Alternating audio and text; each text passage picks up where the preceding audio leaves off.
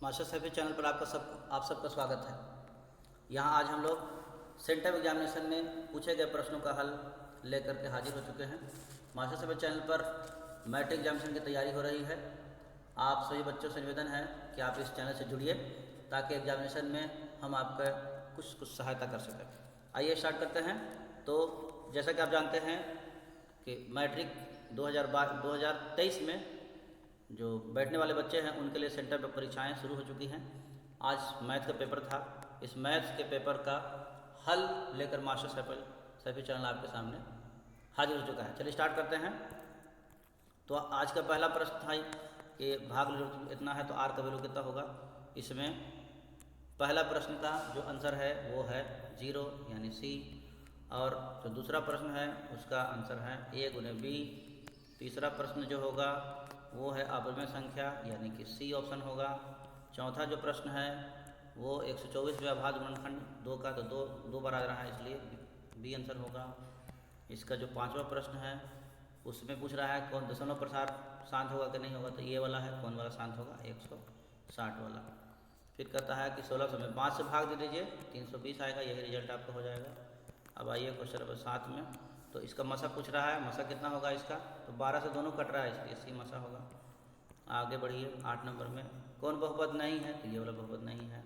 आगे बढ़िए क्वेश्चन लेकर के अल्फा प्लस बीटा का मान कितना होगा, तो 9 नंबर क्वेश्चन में अल्फा बीटा फॉर्मूला बैठाइएगा अगर आप, तो -b/a का फॉर्मूला है, और इस तरह से अगर आप इसको हल कीजिएगा तो आपका इसका रिजल्ट आएगा ऑप्शन बी यानी कि 2। 10 में चलिएगा, इसके शून्य कितने होंगे, तो 10 नंबर क्वेश्चन में शून्य होगा 3 - 1। अब 11 नंबर क्वेश्चन आइए, तो अल्फा प्लस बीटा का मान कितना होगा। देखिए ध्यान देना है यहाँ पर कि जैसे हम लोग सीखे हैं वैसे नहीं लिखा हुआ है, तो -b तो होगा लेकिन एक जगह पर c है इसलिए -b/c होगा आंसर। ये देखिए यहाँ है, ध्यान से चलिए। 11 हो गया, 12 इतना है, तो इसका वैल्यू क्या होगा। इसके लिए फॉर्मूला होता है अल्फा बीटा गामा के फॉर्मूला होता है d/a, इसलिए हो जाएगा आपको -2/2 काट के जो आएगा रिजल्ट हो जाएगा। अब आइए 13 नंबर क्वेश्चन में, तो इसका घात हो जाएगा 2, क्योंकि ऊपर में है 4 घात, नीचे में है 2 घात, घटाइएगा तो 2 घात। चलिए आगे बढ़िए 14। इतना में पूछ रहा है कि ये वाला विषम संख्या हो, देखिए ना विषम है। 6 हो गया सम संख्या, क्यू है कोई भी संख्या, 6 से अगर क्यू में गुना होगा, सम से भी सम में गुना हो चाहे किसी में हो, सम ही आता है। तो 6 क्यू तो सब जगह सम है, 3 जोड़ेगा तब ना विषम बनेगा। चलिए आगे बढ़िए, घात बताना है। इसका घात जो सबसे बड़ा घात होता है वही बहुपद का घात हो जाता है, 3 होगा। इसका क्या होगा, तो ये वाला आ रहा है, कौन सी यौगिक संख्या है, तो इसका आंसर 32 होगा। युग्म सहभाज्य संख्या कौन है, तो वैसी संख्या है जिनका मसा 1 होता है। देखिए इसमें मसा 7 है, इसमें 31 है, इसमें 2 है, तो हमारा आंसर कौन है, हमारा आंसर है ऑप्शन बी। चलिए आगे बढ़ाइए। शून्यक है तो इसका मान कितना हो रहा है। 19 नंबर क्वेश्चन है, कहता है कि शून्यक दिया हुआ है तो इसका मान कितना होगा। आपको के का वैल्यू कितना होगा, के के बैठाने के लिए आप फॉर्मूला बैठाइएगा, अल्फा बराबर 1/बीटा रखिएगा अगर आप, के के वैल्यू आपको निकल जाएगा 3 आ जाएगा। 19 हो गया। क्वेश्चन में 20 देखिएगा, तो आसान है। इसका जैसी क्वेश्चन मिलता है तो आप अनंत मार दीजिए। आगे बढ़िए 20 नंबर, ये क्या था क्वेश्चन, ये 20 नंबर था। 21 में चलते हैं। 21 नंबर क्वेश्चन हमारा है कि अनंत होगा, इसमें तो अनंत होगा हल। आइए 22 नंबर क्वेश्चन है। ये देखिए इन दोनों समीकरणों को एक बार जोड़ दीजिए, एक बार घटा दीजिए, और जो नया समीकरण मिलेगा उसको हल कीजिएगा तो आपको 1 2 आएगा। यानी 22 हो गया। 23 एक घातीय समीकरण का लेखा चित्र बनाना है। एक घातीय समीकरण का लेखा चित्र होगा तो रैखिक समीकरण बनेगा, सरल रेखा होगा। इसके किस मान के लिए, तो इसका मान ये वाला आ रहा है। आलेख समांतर होंगे, कोई हल ना हो, समांतर हो तो कहाँ से हल होगा। कौन द्विघात समीकरण नहीं है, ये वाला नहीं है। 26 देखिए, पूछ रहा है कि विवेचक कौन होगा। विवेचक, तो विवेचक हो रहा है ए एस को। देखिए यहाँ 20 का होता है फॉर्मूला, लेकिन यहाँ पर ए दिया हुआ, तो एस को मैं -4 इतना का विवेचक कितना होगा। 28 नंबर क्वेश्चन आप निकालिएगा तो इसका आंसर 12 आ रहा है। परहैप्स इसका आंसर 12 होगा, यानी ऑप्शन नंबर ए होना चाहिए। ऑप्शन नंबर ए है। अब चलिए अगला क्वेश्चन 28 के बाद 29 में चलिए, तो इसका आंसर होगा आपको -7 यानी ऑप्शन भी हो गया। चलिए 30 में आइए, तो इसका हल निकालिएगा। 30 नंबर क्वेश्चन को आप सॉल्व कीजिएगा तो आपको मिल जाएगा ये वाला। 31 नंबर सॉल्व कीजिएगा। 31 नंबर क्वेश्चन अगर आप बना रहे हैं तो आपको मिलेगा option number C. 32 number question अगर आप बना रहे हैं तो वास्तविक और आसमान यानी बी होगा। अगर आप 33 नंबर क्वेश्चन बनाइएगा, ये देखिए इसका सार्वंतर ये वाला आ रहा था, 1.1 घटाइएगा, कोई संख्या में से किसी को घटाइए, इसमें से इसको घटाइए तो आपको चाहे इसमें से घटाइए वही मिलेगा, सार्वंतर हो गया। अब 34 नंबर देखिए, ये तो आसान है, ये वाला होगा 34 में। 35 में देखा जाए, 35 नंबर जो क्वेश्चन है हमारा वो 35 नंबर का होगा 7/5। 36 नंबर देखिए, तो 36 नंबर का जो क्वेश्चन हमारे पास मौजूद है उसका जो रिजल्ट होगा वो होगा 3, ये वाला 36 हो गया। अब 37 नंबर का क्वेश्चन देखिएगा तो 13 इसका आंसर आ रहा है, 13वां पद होगा। चलिए 37 हो गया। 38 देखिए 7 है तो उसको जब हल कीजिएगा तो इसका आंसर आपको 28 निकलेगा, यानी 38 नंबर के क्वेश्चन का जो हल है वो 28 है, यानी ऑप्शन डी है। आगे बढ़ाइए 39, इसको जब हल कीजिएगा तो इसका आपको आंसर 39 में आएगा 8, यानी कि ऑप्शन नंबर ए। ये तो फॉर्मूला ही है, आसान है, इसमें काम नहीं हो जाता। ये देखिए गलत तो नहीं हो गया, देखें ठीक था, ठीक है ठीक है ठीक है। आगे बढ़ाइए, आगे लेके चलते हैं हम लोग इसको। तो अगला जो क्वेश्चन हमारा है 41 नंबर, वो है 10 विषम प्राकृत संख्याओं का योगफल कितना होगा। विषम संख्याओं का जो योगफल है वो होता है एकदम आसान है, n²। तो 10 है तो 10 का स्क्वायर 100 होगा, आंसर हो गया। कोई दिक्कत नहीं है, आसान है। आगे बढ़ाइए, पूछता है कि y अक्ष से बिंदु क्या होगा। y अक्ष से दूरी, आपको y अक्ष से दूरी होती है वो x का जो मान है उसके बराबर होता है। चलिए किस पाद में है, तो तृतीय में है, आसान चीज। x अक्ष का समीकरण क्या होगा, तो y बराबर 0 x अक्ष का समीकरण होता है। मूल बिंदु से दूरी क्या होगी, मूल बिंदु दूरी फॉर्मूला है, बैठाइए 6 8 का फॉर्मूला लिखाइएगा तो 10 बनेगा, यानी ये हो जाएगा। 45 हो गया। अब चलिए 46 नंबर क्वेश्चन में अगर आप दूरी निकालिएगा तो 46 नंबर क्वेश्चन के लिए अब दूरी हो जाएगा 5। 47 नंबर क्वेश्चन बनाइएगा, मध्य बिंदु निकालना है, जोड़ना है खाली, इन दोनों को जोड़िए /2, इन दोनों को जोड़ के /2, तो ये हो जाएगा माइनस। देखिए 7 में से 5 घट जाएगा तो 2 बन जाएगा, यानी 2 से भाग देंगे तो 1 बनेगा, और ये हो जाएगा आपको बी। 47 का आंसर हो जाएगा बी। 48 नंबर क्वेश्चन की तरफ बढ़ते हैं हम लोग। ये रहा हमारा 48 नंबर क्वेश्चन। x बराबर क्या है 15 का आलेख कैसा होगा, तो y अक्ष के समांतर होगा, ठीक है। चलिए आगे बढ़ाइए। क्वेश्चन नंबर नेक्स्ट, कोटि पूछ रहा है, कोटि कहते हैं इसको लास्ट वाले को। ये हो गया, y के मान को कोटि कहा जाता है। इसका वैल्यू आसान है, ये होगा, नहीं गलत है, वो नहीं होगा, 1/2 होगा, इतना फॉर्मूला होता है, 1/2 AB होगा। चलिए आगे बढ़ाइए। इतना को जोड़ने वाली रेखाखंड का मध्य बिंदु इतना दिया है, मध्य बिंदु इतना दिया है, फॉर्मूला होता है, आप इन दोनों को जोड़िए और बटे में 2 बराबर इतना रखिए, तो इसका वैल्यू आपको -8 आना चाहिए, -8 हो गया, 51 हो गया। चलिए 52, आसान है, कोसेक 90 होता है सेक थीटा। और इस तरह के क्वेश्चन का हमेशा हल होता है 1, इस तरह के क्वेश्चन का हमेशा हल होगा आपको 0, ठीक है। इस तरह के क्वेश्चन का हल देखिए कैसे होगा, 1 चल रहा है तो इस तरह से 1 2 3, तो इसका मतलब 90 कहीं पर आएगा, और cos 90 का मान होता है 0, इसलिए पूरे चीज़ को कर देगा 0, आंसर हो जाएगा सी। अब आइए, सेक 0 होगा cos के बराबर, तो cos होता है 0 1, तो सेक हो जाएगा 1 का उल्टा 1, यानी सी होगा। इसका वैल्यू कितना होगा भाई, इसमें tan का वैल्यू उठाना है, यहाँ पर 1 है, यहाँ भी आएगा √2, तो स्क्वायर हो जाएगा 2 2 2 1 जुड़ जाएगा 3 हो जाएगा, यानी सी होगा आपका। 57 हो गया। अब इसमें पूछ रहा है कि इसमें कौन होगा, तो ये आंसर सही होगा। इसमें चलिए, इसमें कौन होगा, देखिए 60 में 60 घटेगा तो 0, यहाँ देखिए, अब cos 0 का मान होता है 1, यानी हो जाएगा ये वाला आंसर 59।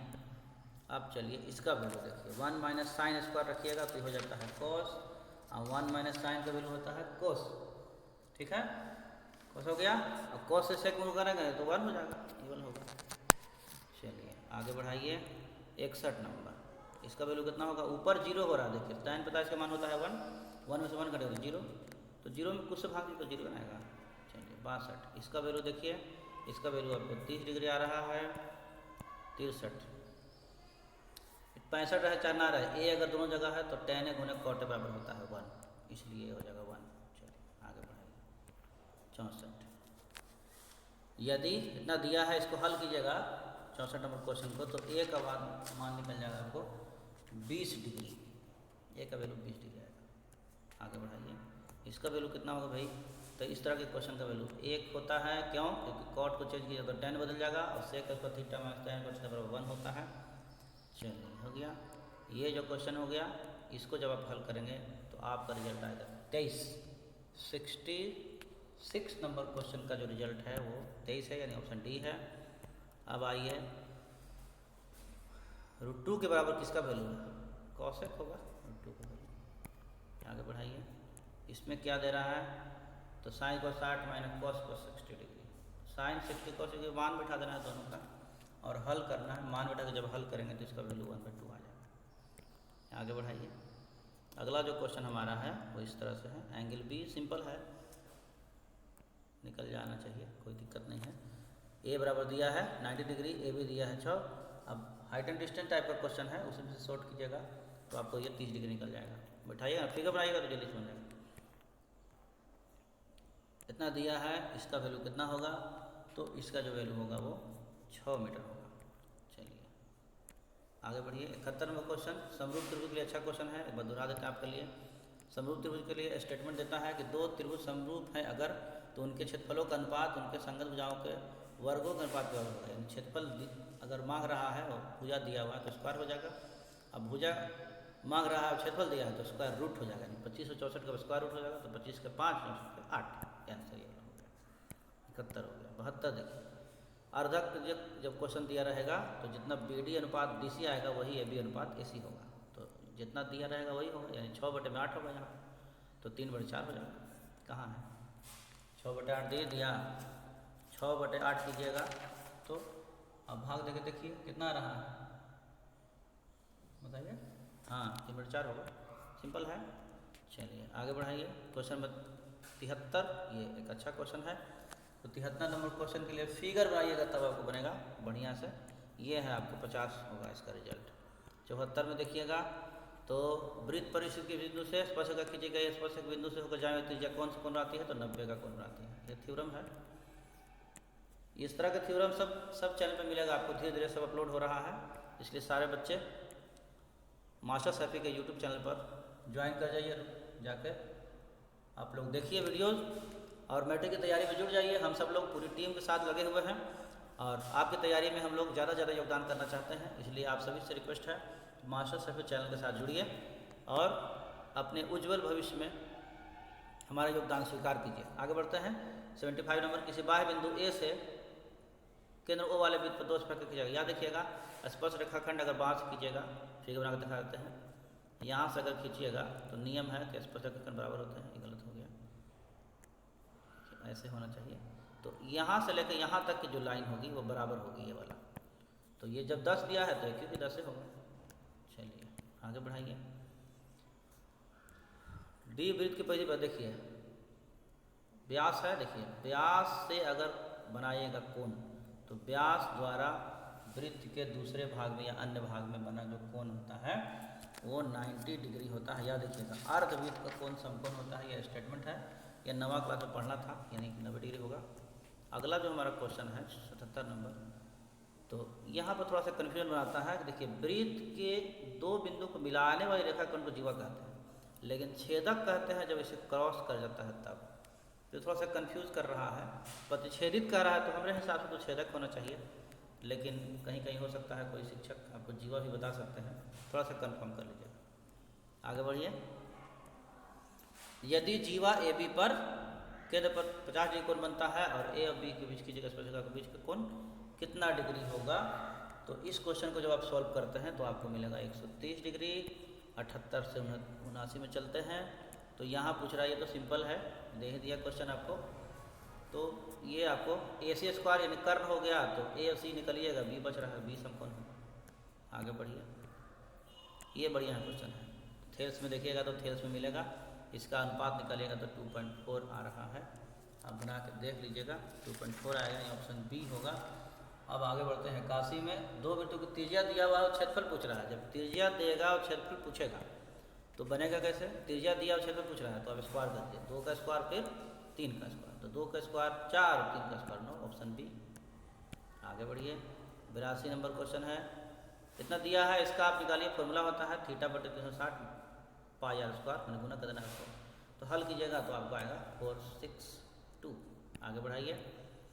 देखिए पहिया का त्रिज्या दिया हुआ है और चक्कर बताना है, तो एक चक्कर पहिया के द्वारा जो लगाया जाता है वो होता है उसकी परिधि के बराबर, और इसका परिधि 2πr कीजिएगा तो 5 आएगा।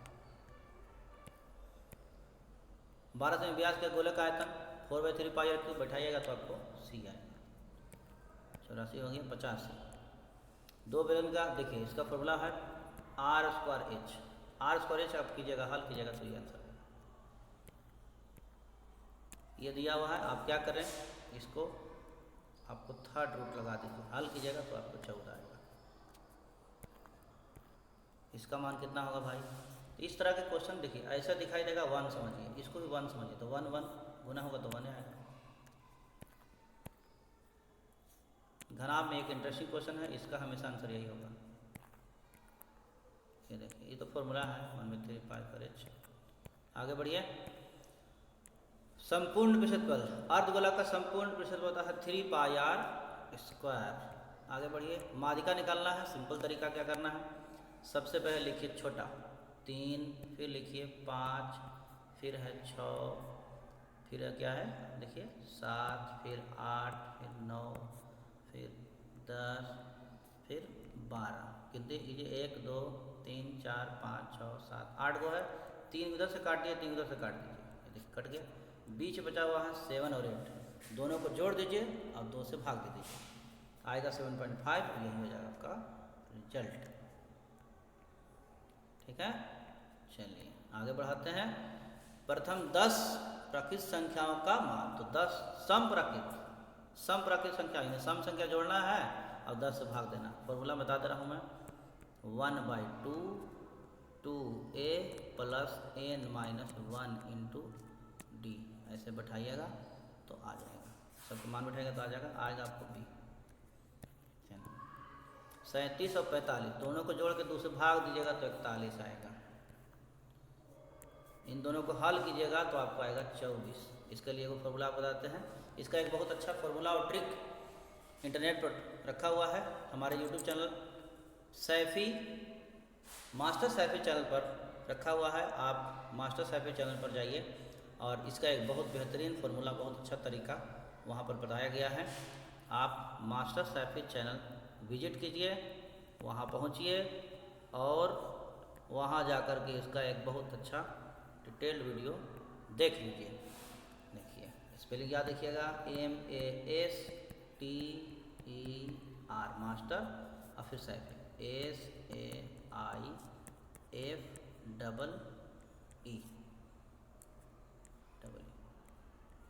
बस इतना सर्च कीजिएगा यूट्यूब पर, आपको ये मिल जाएगा और आसानी के साथ आप इसको सीख सकते हैं। कौन केंद्रीय प्रवृत्ति के माप नहीं है, तो सेंटेंस में माध्य होबे करता है, माध्यिका होबे करता है, बहुलक होबे करता है, तो मानक विचलन नहीं होगा। अगला क्वेश्चन, बहुलक कौन है? सबसे बड़ी बारंबारता वाला चर मान, सबसे ज़्यादा कौन आया है? तो 9, आंसर हो गया। अब देखिए ये प्रॉपर्टी क्वेश्चन है, किसी घटना के घटने की प्रॉपर्टी क्या होती है? सबसे अधिकतम मान कितना होगा? तो 1 होगा। अब सबसे न्यूनतम मान 0 रहता है, याद रखिए। 2 सिक्कों को उछाला जाएगा तो 4 चांस है आने का। देखिए जब आप कोई प्राइम निकालना होगा तो क्या करेंगे, इसको 1 में से घटा दीजिए, 1 0 0 0.07 घटाइएगा, जो रिजल्ट आएगा वही आंसर हो जाएगा। ये वाला है 100। वाह बहुत अच्छा, बहुत जल्दी हम लोग 100 क्वेश्चन को पहुंच गए हैं। असंभव घटना की प्रोबेबिलिटी कितनी होती है? तो असंभव घटना की जो प्रोबेबिलिटी होती है वो होती है, आपको थोड़ा देर पहले मैंने बताया था, असंभव घटना की प्रोबेबिलिटी 0 होती है। और इस तरह से आज हम लोगों ने सेंटअप एग्जामिनेशन में पूछे गए प्रश्नों का हल देखा और इस तरह से हम लोगों ने कंप्लीट किया जैसा कि मैंने पहले भी बताया आपको कि मैट्रिक एग्जामिनेशन में जो प्रश्न पूछे जाते हैं उसी पर आधारित सेंटअप एग्जामिनेशन में क्वेश्चन पूछा जाता है, ताकि बच्चे उस प्रश्न को देख लें, समझ लें और एग्जामिनेशन के लिए तैयार हो जाएं। तो आशा करते हैं आपको ये वीडियो पसंद आया होगा और आप लोग आज जो बना के आए हैं उन सभी क्वेश्चंस को मिला लीजिएगा, कहीं कुछ गलती वलती होगा तो उसको देख लीजिएगा। वैसे 1-2 नंबर 4 नंबर का गलत है तो अभी तो कोई टेंशन नहीं है, लेकिन एग्जामिनेशन में, मैट्रिक एग्जामिनेशन में, बोर्ड में अगर आपको दिक्कत हो जाता है तो 1-2 नंबर बड़ी मायने रखता है। इसलिए प्यारे बच्चों अच्छे से तैयारी कर लीजिए। इसी तरह के और अच्छे वीडियोज़ के लिए आप हमारे चैनल पर विजिट कीजिए। हमारे चैनल का नाम है मास्टर सैफ़ी यूट्यूब चैनल, उस पर जाइए। उस पर बहुत सारे अच्छे वीडियोज़ लगातार अपलोड होते रहते हैं। जैसा कि मैंने आपको पहले बताया, ये चैनल पूरी तरह से मैट्रिक एग्जामिनेशन पर उसकी तैयारी पर आधारित है, तो इसी के लिए वो बनाया ही गया है। इसलिए आप सब लोग वहाँ विजिट कीजिए। आज के लिए बस इतना ही, मिलेंगे हम लोग अगली वीडियो में। तब तक के लिए दीजिए हमें इजाज़त। नमस्कार, बाय बाय, जय हिंद।